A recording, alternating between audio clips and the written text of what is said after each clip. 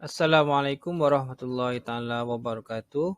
InsyaAllah hari ini cikgu akan kongsikan kepada kamu semua uh, tentang mata pelajaran pendidikan kesihatan, iaitu dalam tajuk pendidikan kesihatan reproduktif dan sosial ataupun lebih dikenali dengan peers.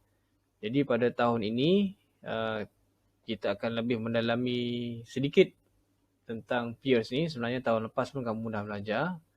Jadi tahun ni kita tambah lagi sikit.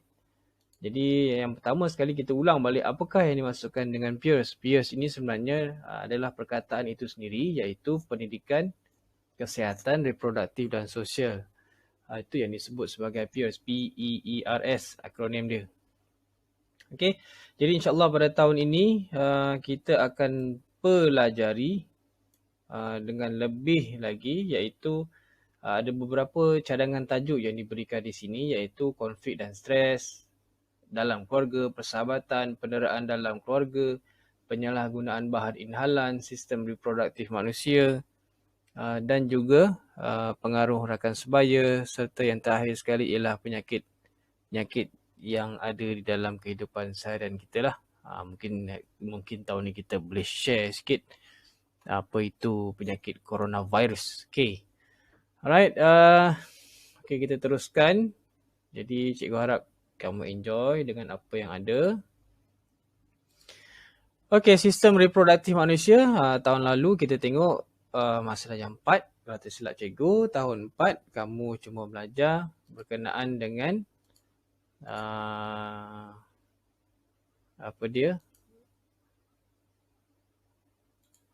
perbezaan di antara murid lelaki dan juga murid perempuan, betul kan? Okey, jadi tahun ni kita nak tengok lebih detail sikit tentang reproduktif. Reproduktif ni adalah reproduktif ni alat lah ataupun organ dalam badan kita. Okey, lelaki dibezakan di antara lelaki dan perempuan. Yang lelaki dia ada zakar, testis dan skrotum, manakala yang perempuan ada ovari, tiub falopio, uterus dan faraj. Cuma kat sini, di sini dalam buku ni, kalau dalam buku teks kamu dia tak ada kotak biru ni, betul kan? Sebenarnya dia ada ralat. Ini yang kotak biru ni ada ralat. Ralat ni pembetulan. Dia tidak ada lukisan skrotum. Kalau kamu tengok dalam buku digital pun rasanya sama juga. Jadi harap kamu boleh betulkan nanti bila kamu dah ada buku teks. Kamu lukiskan elok. Okay. Kemudian labelkan semula yang elok. Sebab dalam buku teks tu nanti dia label dia ke tempat lain. Okay. Ke salur testis ni. Salah lah. Jadi beginilah rupa sebenar dia bagi lelaki. Dan ini pula adalah sistem reproduktif perempuan. Yang belakang ni namanya ialah tiub falopio. Ada dua, kanan dan kiri. Kemudian ni ovari. Ovari ni adalah untuk mengeluarkan telur ataupun ovum. Dia keluar di sini pusing ke belah sampai situ. Okay. Kemudian yang tengah-tengah ni namanya uterus. Uterus ni tempat persenyawaan di antara sperma. Sperma ni datang dari testis dan juga ovum. Ovum ni datang dari ovari dan dia akan melekat di sini. Tepi dinding-dinding ni lah. Alright. Kemudian dia ada faraj, perempuan. Okay, jadi yang paling penting sekarang ni kamu jaga kehormatan kamu. Pastikan kamu tidak suka-suka hati menyentuh bahagian anggota badan yang dilarang, sama ada sesama lelaki, abang, adik ataupun dengan adik perempuan ke, tu jaga-jaga Ini adab terutamanya dalam agama kita, dalam Islam. Itu adalah perbuatan yang tidak beradab lah. Okey, kita tengok seterusnya. Ini adalah pula tentang proses kejadian manusia menurut sains. Ini menurut sains, cikgu dah ringkaskan ada 7. Nanti adik kamu kena buat juga. Okey, dalam buku teks ni dia terangkan proses-prosesnya. Antaranya yang pertama tadi perkahwinan di musrat yang sebelum tadi. Ini persenyawaan adalah berlaku apabila sperma disalurkan ke dalam faraj bersatu di dalam ovum. Okey, kalau kamu tengok ni ada 7 ke berapa ni. 7 7. 1, 2, 3, 4, 5, 6, 7. Okey, 7 sperma. Sebenarnya bukan 7 je. Dia ada berjuta-juta.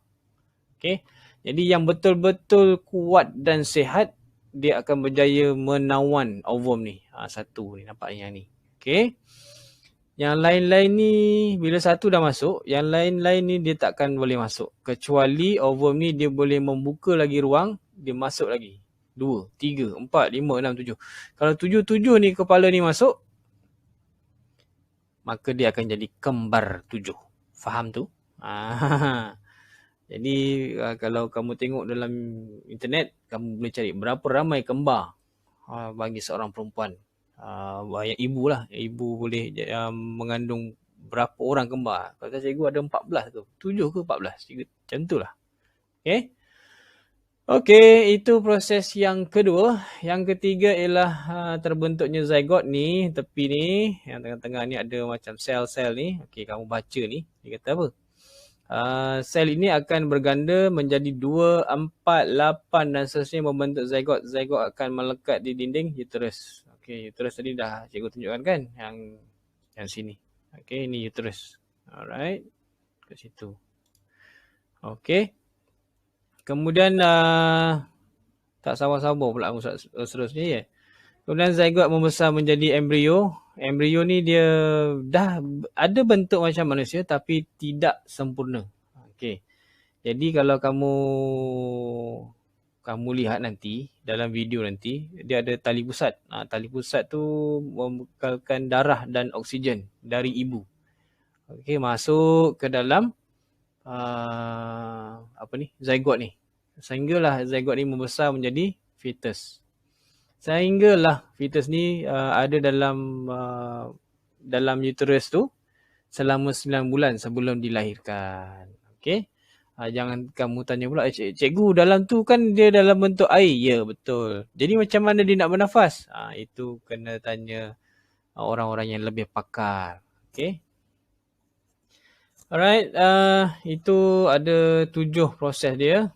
Okey, kita tengok yang seterusnya. Ini adalah video, bukan video, tapi kita nak tengok dulu bagaimana manusia ni dijadikan menurut Al-Quran. Okey. 5, 4, 3, 2, 1.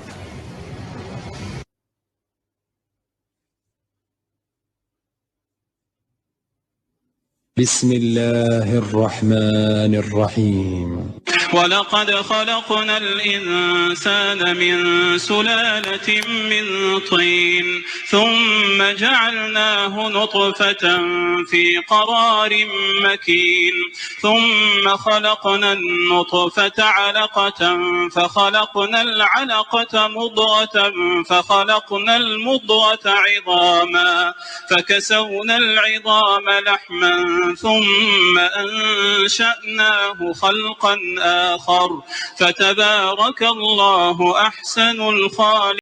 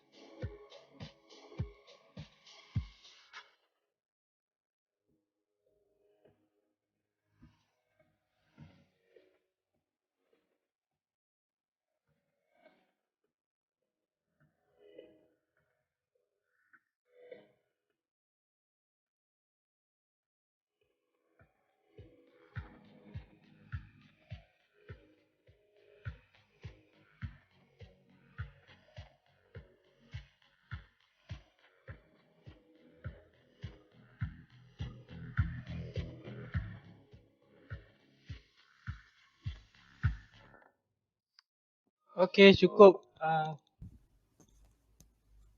Cukup di situ. Jadi itu sahaja berkenaan dengan proses kejadian manusia menurut Al-Quran. Jadi sebagai ulang kaji, kamu cuba fahami balik apakah yang dimaksudkan dengan pures. Kemudian ada dua ni, cikgu nak minta kamu cuba buat peta minda. Satu, berkenaan dengan proses kejadian manusia menurut sains. Yang kedua, proses kejadian manusia menurut Al-Quran. Yang kamu tengok video tadi tu, kamu tengok balik, reverse balik, tengok, kamu fahamkan betul-betul satu persatu. Jadi jangan lupa selepas kamu siap buat peta minda tu nanti, kamu hantar semula ke dalam ASIS kamu. Jadi dari situ cikgu boleh tengok siapa yang hantar dan siapa yang belum hantar. Jangan lupa hantar semula ke dalam ASIS untuk cikgu lihat lah. Okey, sekian saja daripada cikgu. Jumpa lagi pada minggu hadapan insya-Allah. Itu saja. Assalamualaikum warahmatullahi taala wabarakatuh.